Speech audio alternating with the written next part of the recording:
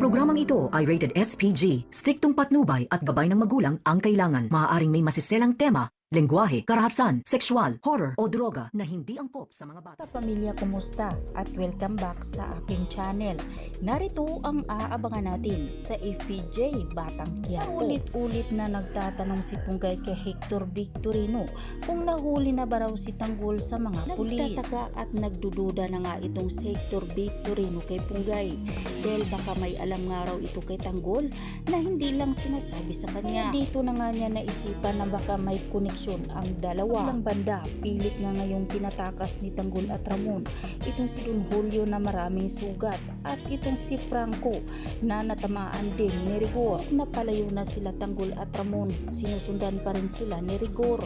Ngunit tagumpay naman ang pagtakas nila Tanggol at Ramon dahil nakasakay na nga ito sa sasakyan papalayo sa kanila ni Rigor. Ngunit nag-aagaw buhay nga ngayon si Don Julio matapos ngang pinagbabaril ni Rigor. Pilit ni Tanggol ang kanyang lulo na lumaban dahil hindi pa tapos ang kanilang laban. Tila bang nararamdaman na ni Don Julio na nanghihina na ang kanyang katawan at malapit na ang kanyang katapusan. Kaya humingi na lang ito ng tawad sa kanyang apo na hindi na niya masasamahan ang kanilang laban. Nagpapasalamat na rin si Don Julio sa lahat ng ginawa ng kanyang apo.